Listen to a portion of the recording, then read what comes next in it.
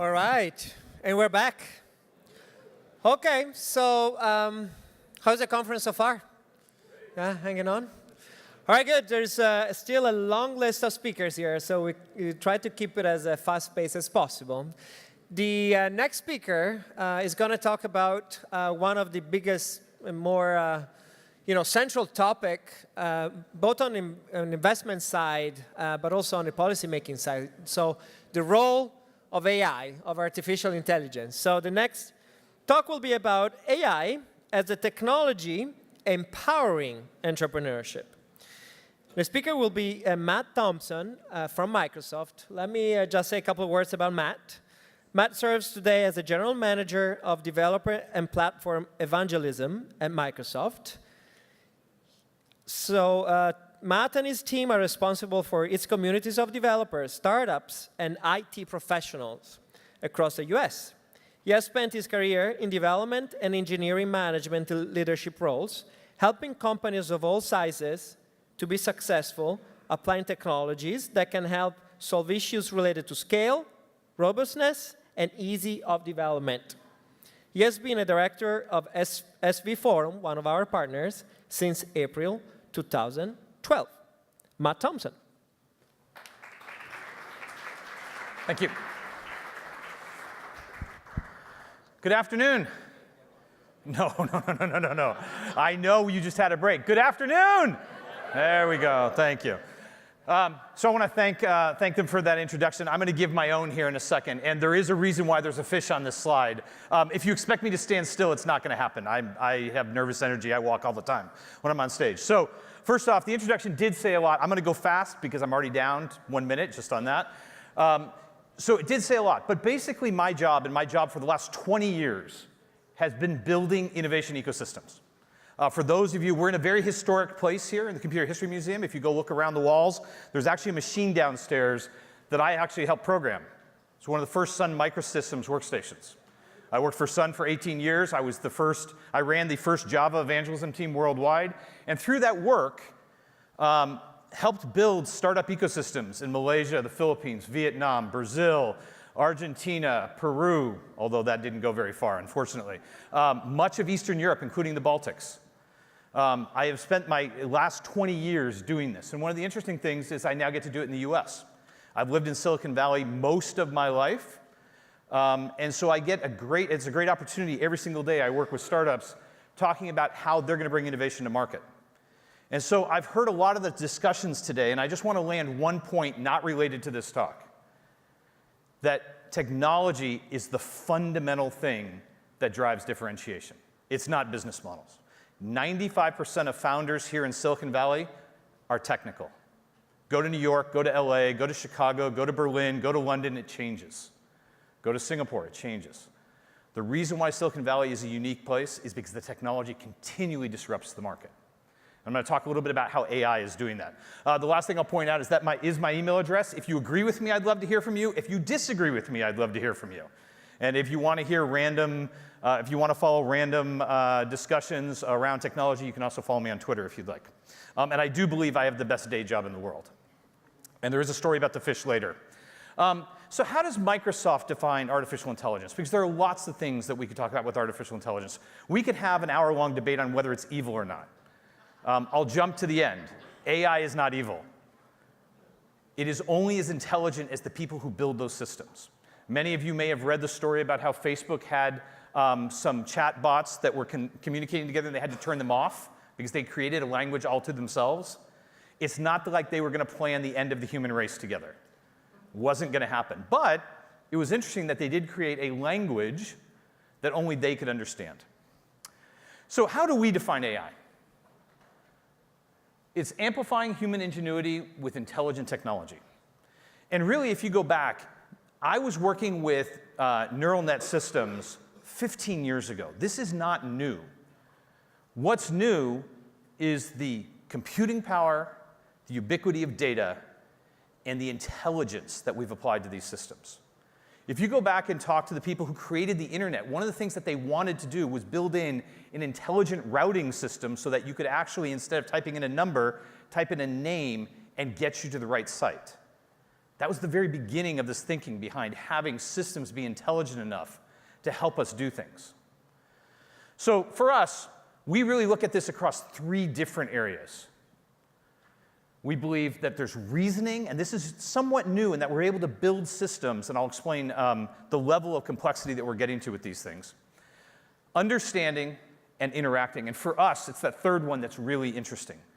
Through our, what we call conversation as a platform, or conversational services, we believe that people engaging, connecting with intelligent devices through natural language and through other interfaces is the future. Typing is old. And as a matter of fact, I'll go as far to say every one of you is carrying a cell phone that you rely on. Yet, most of you don't use it for voice anymore, or at least not as much as you use it for data. It's basically become an internet hub in your pocket. Why wouldn't you want to interact with those services differently than thumbing on a keyboard? And those are some of the things that we're exploring at Microsoft. So why now? Right? I mentioned that even 15 years ago we were starting to experiment with this technology. Well, we can go all the way through kind of the evolution of computing, but the thing that's really unique now is the data sets. So I know many of you have heard the quotes about how much data gets created on the planet every minute. And the reality is that that data is now all being stored. I mean, if you ever wanted to be in the disk business or the storage business, now is a great time. Now, unfortunately, it's all going to the cloud, so there are very few vendors that are going to be able to take advantage of that kind of scale.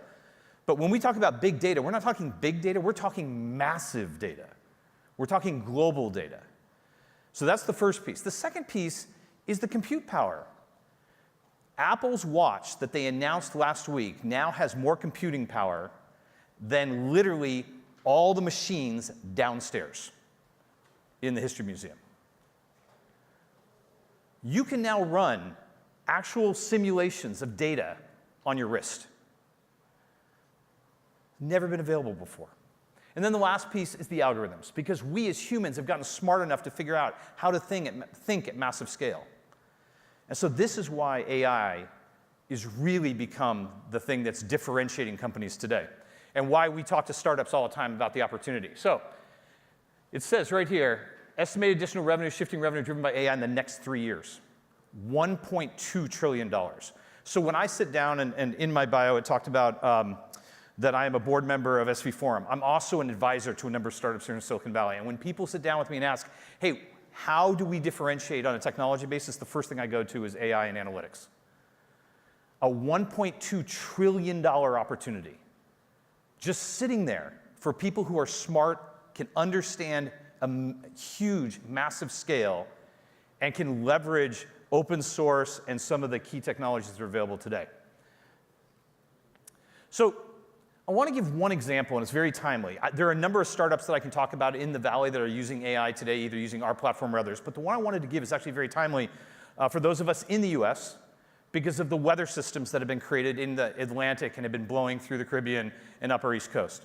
So AccuWeather is what started as a startup. It is now a mid-sized ISV or software vendor here in the United States. Great partner to Microsoft, as well as a lot of the Fortune 500, actually 240 of the Fortune 500. Why? Because companies want to understand how weather is going to impact their distribution systems, their supply chain, their physical plants. And so when you are AccuWeather and you're being paid to provide incredibly accurate weather models for disaster recovery and things like that, you have to be incredibly intelligent in how you use that data. And so AccuWeather's been working with Microsoft to create very accurate weather tracking systems, including some of those same hurricane maps that you're seeing on TV. That's all based on AI.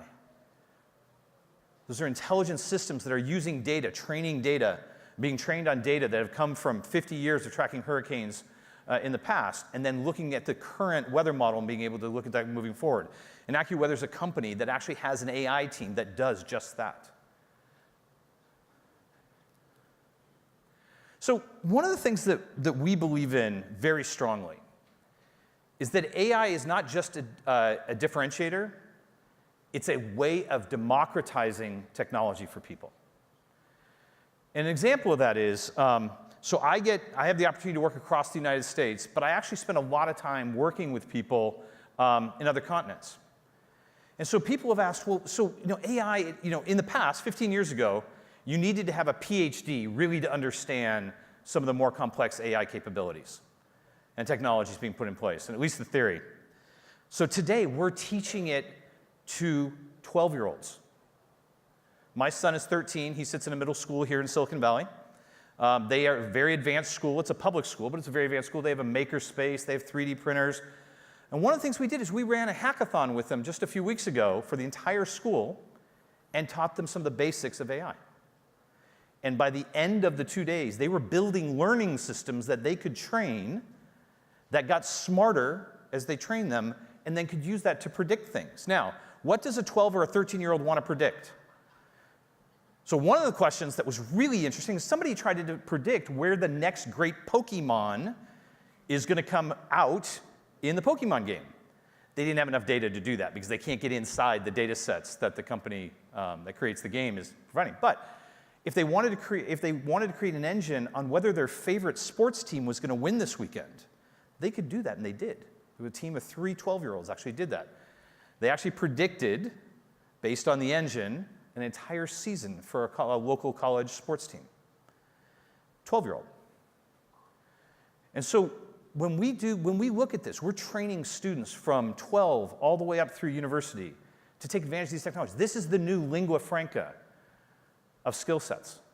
It's not specialized, it's everyone. And so when we say that at Microsoft, what we believe is that we're actually providing this as a platform. And I'm only going to spend a minute talking about what Microsoft provides, about what the industry provides. But instead of providing this as a special tool that you buy, it's just built into our cloud. Everybody gets access to it. And rather than just talking about Microsoft, what's Amazon doing with AWS? The exact same thing. What's Salesforce do? The exact same thing. And so when we talk about artificial intelligence, it's becoming a very basic building block that you're going to see in everything that you interact with. And so those skills become incredibly important. So when we start talking about training, when we start talking about what we want to teach that next generation of entrepreneurs, it starts here. As a matter of fact, there was a great article that just came out today that said, if you want a job at Google, don't worry about the language that you learn. For the longest time, people were like, hey, if I learn C, will I get a job? C#, Java, C++, JavaScript. It doesn't matter.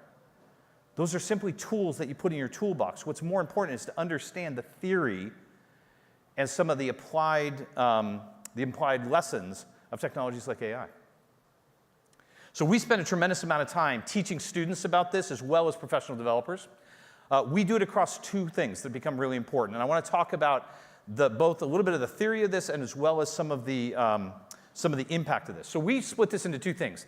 We have a data platform and a graph. Almost everybody does. Facebook has this, IBM has this.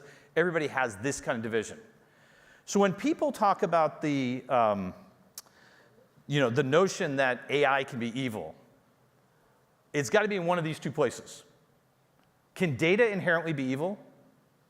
No, it can be private, and exposing it could create malicious behavior. But data itself is just data. So then, if a graph is just the connection between nodes that consume data in different ways, because that's all a graph is. That's all Facebook is built on, is connecting each individual in unique ways based on how they want to share data, share that content. Is that inherently evil? The connections could be, you could assume that if you were connecting people that have a natural dislike for each other, there's a story about Facebook today out in the news about how anti-Semitic ads were posted to people who might be more sensitive to that based on algorithms. So there's a notion that that could be programmed that way, but again, it comes down to the individual. So when we look at students, here's the interesting test. When we start talking to students about this stuff, and we've probably talked to 5,000 students between the ages of 12 and 21 just in the last 6 months on AI and got them starting to work with it. We've only had 1 instance where somebody used that capability to build something that we would inherently call malicious. It was a group of, three I would call them adults, but they weren't. They were university students that decided that they were going to use this new capability to insult a bunch of people. Out of 5,003. So when I hear the argument, inherently evil, inherently going to take jobs away, one of the interesting things is innovation has always created jobs. I do believe we are heading to a point where full employment is going to mean something different and that's an entirely different discussion, the nature of work. I spent a lot of time on panels arguing this point here in Silicon Valley. Is there a universal basic income that is needed because technology is going to start putting people out of jobs? I think it creates more opportunities for the next 15 years.